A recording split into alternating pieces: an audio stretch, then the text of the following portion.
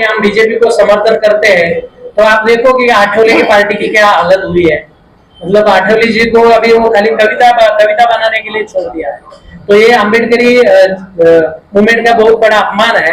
और रामदास आठवले एक अम्बेडकरी चळवळ का चेहरा नहीं है। बहुत ही इंटेलेक्चुअल लोग अम्बेडकरी चळवळ में है, मूवमेंट में है। तो मुझे लगता है कि वंचित वाले भी बता दे कि हम भाजपा को समर्थन दे रहे हैं, उस दूसरे दिन बाला साहब अम्बेडकर को घर पे जाके बैठना पड़ेगा। बाला मामा म्हात्रे जो है वो इलेक्शन के उस अगुवाई में नहीं थे। उस समय हमको एक लग रहा था कि एक सोशल वर्क करने वाले नीलेश सांबरे कांग्रेस का टिकट लेकर भाजपा को एक कड़ा आह्वान खड़ा करेंगे, इसलिए हम उनके साथ थे। बाद में उनको भाजपा का टिकट नहीं मिला। बाला मामा म्हात्रे को राष्ट्रवादी की तरफ से इंडिया गठबंधन का टिकट मिला। तो हम सोचते हैं कि वोटों का बंटवारा नहीं होना चाहिए और इंडिया गठबंधन का कैंडिडेट चुन के आना चाहिए। यही बात मद्देनजर रखते हुए हमने आज डॉक्टर बाला मामा म्हात्रे जी को समर्थन दिया है। हम उनको बीजेपी का ऐसा हमारा कोई एलिगेशन नहीं है, सोशल वर्क में उसका अच्छा काम है। लेकिन कोई भी अपक्ष उम्मीदवार जब खड़ा रहता है, अगर वो वोट काटता है तो उसका फायदा हमेशा जो भाजपा के कैंडिडेट उसको होता आ रहा है, ये हमने देखा है। इसलिए उन्होंने जो पिछली बार जो सुझाव रखा था कि हम बाला मामा से बात करेंगे, बाला मामा अगर लड़ना चाहते हैं, उनकी ताकत ज्यादा है। मुझे लगता है कि शिवसेना उद्धव ठाकरे गढ़ भिवंडी और पूरे क्षेत्र में बहुत ही मजबूत गढ़ है। आप भिवंडी सिटी में देखोगे तो भिवंडी सिटी में कांग्रेस और राष्ट्रवादी बहुत ही मजबूत है। मुस्लिम वोट जहाँ तक मेरा ख्याल है कि नहीं बटेंगे, 80-90% वोट इंडिया गठबंधन को ही जाएगा। तो मुझे लगता है कि और दलित वोट तो बाला मामा को ही गिरेगा, क्योंकि संविधान को बचाने की जब बात आती है तो सबसे आगे बाबा साहब को मानने वाले लोग ही रहते हैं। ये आपने इतिहास देखा है। तो मुझे लगता है आज की तारीख में बाला मामा एक जीतने वाला कैंडिडेट दिखाई दे रहा है। तो ऐसे समय में संविधान को बचाने के लिए और देश हित में ये निर्णय लेना उचित रहेगा कि इंडिया गठबंधन को समर्थन दें। इसलिए हम इंडिया गठबंधन को समर्थन दे रहे हैं। इसलिए हम किसी भी तरह का एलिगेशन नीलेश सांबरे जी के ऊपर नहीं कर रहे हैं, लेकिन उनसे एक विनती पूर्वक आग्रह कर रहे हैं कि सोशल वर्क में आप आगे हो, लेकिन एक पॉलिटिकल स्टंट होना भी जरूरी होता है। उस बारे में लोगों में संभ्रमावस्था है कि आप भाजपा के साथ जाओगे या इंडिया गठबंधन के साथ जाओगे। तो ये अभी तक वो स्पष्ट नहीं कर पा रहे हैं। तो इसलिए हम जैसे अम्बेडकरवादी कार्यकर्ताओं के मन में, मुस्लिम कार्यकर्ताओं के मन में, आदिवासी कार्यकर्ताओं के मन में और जो जो संविधान को मानते हैं, डेमोक्रेसी को मानते हैं, उनके मन में सांशकता है कि आप इलेक्शन लड़ रहे हो तो किसके साथ जाने के लिए लड़ रहे हो और आपका टारगेट क्या है, तो वो स्पष्ट नहीं हो पा रहा है। इसलिए मुझे लगता है कि वोट काटने के बजाय वो बाला मामा म्हात्रे को अगर समर्थन देते हैं और ये देश के हित की बात है और हमेशा अच्छा काम करते हैं, तो ये भी अच्छा देश के हित वाला काम उनको करना चाहिए और उनको बाला मामा को ही समर्थन देना चाहिए, ऐसा हम उनको विनती करेंगे। कि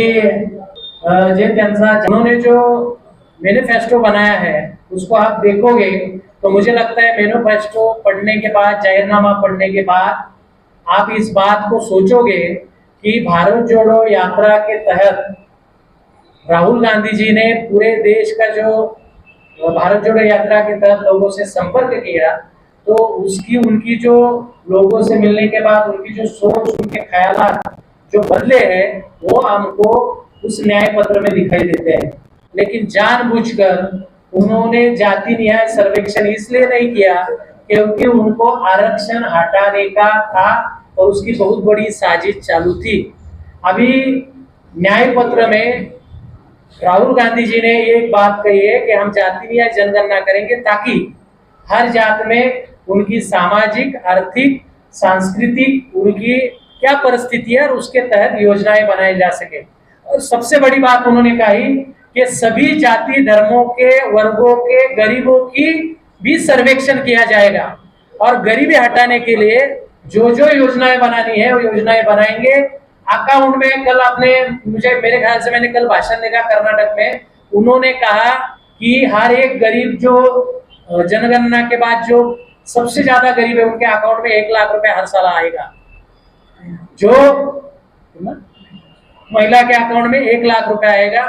उन्होंने जो कर्नाटक में घोषणा की थी महिलाओं को हर साल वो 12,000 रुपए देंगे हर महीना, तो 12,000 उनके अकाउंट में जा रहा है। उन्होंने ग्रेजुएशन जो होंगे जिनको नौकरी नहीं है वो 1 साल तक सरकार से आग्रह कर सकती कि हमको नौकरी चाहिए, और उन लोगों के लिए भी उन्होंने 8,000 रुपया हर महीना देने का वादा किया। तो मुझे लगता है कि ये जो जाहिरनामा है ये सभी जाति धर्मों के वर्गों के तबकों को और यहाँ के युवाओं को रोजगार देने के लिए बहुत ही महत्वपूर्ण है।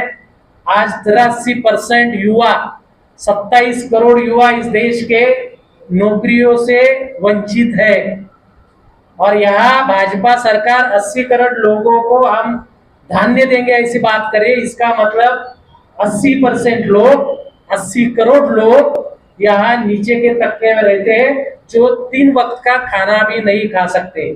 तो उनके उद्धार के लिए, उनके विकास के लिए 10 सालों में भाजपा ने ये क्या किया ये बताने के लिए उनके पास कोई उत्तर नहीं है, कोई योजना नहीं है। तो भाजपा सरकार खाली जुमलेबाज सरकार है और पूरी तरह से फ्लॉप सरकार है। इसलिए उनको हटाना मतलब गरीबी हटाना है, उनको हटाना मतलब बेरोजगारी हटाना है, उनको हटाना मतलब सामाजिक और राजनीतिक जातीय धर्मीय ध्रुवीकरण को हटाना है, उनको हटाना मतलब संविधान को बचाना है। ये बात को सबको ध्यान में रखना पड़ेगा।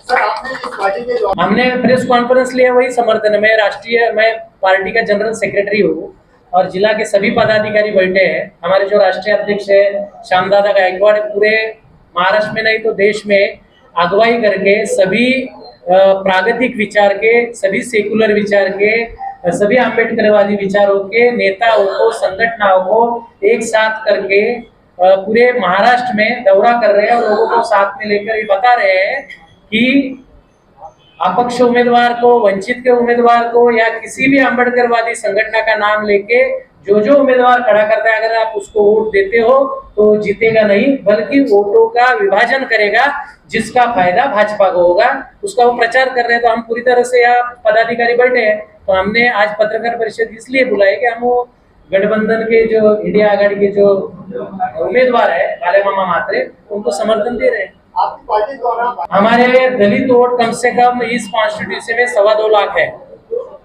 हम 2.25 लाख की बात नहीं कर रहे हैं, लेकिन 2.25 लाख वोट तो बालेमामा को दलित वोट दिलवाएंगे। और मुसलमानों में जिस तरह के हमने आंदोलन किए हैं ऐसे किरण चन्ने और उसकी पार्टी और उनके सहयोगी ने जिस तरह के आंदोलन किए हैं, चाहे वो एनआरसी का आंदोलन हो, चाहे टोरंटो का आंदोलन हो, उस आंदोलन को हमने न्याय देने का काम किया है। मुस्लिम तबके में भी हमारे कार्यकर्ता काम कर रहे हैं। मुस्लिम का एक बहुत बड़ा तबका हमको मानने वाला तबका है। हमने जब निर्णय लिया है कि आघाड़ी गठबंधन के साथ जाएंगे तो वो भी हमारे साथ आएंगे, तो हम 1-2 लाख के ऊपर ही वोट बालेमामा जी को देंगे। दूसरी बात, जिस तरह की लूट टोरेंट कंपनी ने भिवंडी की है उसके खिलाफ में मैं रिट फाइल करने जा रहा हूँ। आने वाले कुछ दिन में वो रिट फाइल हो जाएगी। हमने मांग की है कोर्ट से कि 285 करोड़ जो महानगर पालिका को टोरेंट को टैक्स के तौर पे देना था, उस 285 करोड़ को भाजपा के शासन ने माफ करके भिवंडी के कॉन्स्टिट्यूंसी में रहने वाले सभी नागरिकों की आर्थिक लूट की है। पहले 185 करोड़ का इलेक्ट्रोल बॉन्ड लिया, बाद में 285 करोड़ टोरेंट कंपनी को माफ किया। इसका जवाब यहाँ के जो खासदार और मंत्री है उनको भी देना चाहिए कि उनको ये चीज मालूम थी कि नहीं कि भिवंडी के 285 करोड़ रुपए की लूट हो रही है और टोरेंट को माफ किया जा रहा है। 185 करोड़ रुपया इलेक्ट्रोल बॉन्ड के तहत भाजपा पार्टी को मिला है। ये चीज यहाँ के आमदारों को, यहाँ के मंत्री को भाजपा के मालूम थी कि नहीं, इसका जवाब भिवंडी के जनता को देना चाहिए। और हम कोर्ट से ये विनती कर रहे हैं कि वो जो आदेश निकला था गवर्नमेंट का, जो आदेश इलीगल है, क्योंकि पहले 185 करोड़ की लूट की गई और बाद में 285 करोड़ रुपया भाजपा ने टोरेंट कंपनी को माफ किया। तो ये एक तरह का स्कैम है। उस स्कैम के तहत जो आते हैं उनको आरोपी बनाओ। नंबर 2, वो जो आदेश किया था वो इलीगल था। ऐसा आदेश करने का मतलब भिवंडी जनता की लूट थी, तो कोर्ट उस आदेश को रद्द करे और टोरेंट कंपनी को डायरेक्शन दे कि वो 285 करोड़ जो जनता का पैसा है, जो भिवंडी महानगर पालिका का पैसा है, जो जनता के हित में यूज किया जा सकता था, आज रोड की हालत आप देख सकते हो।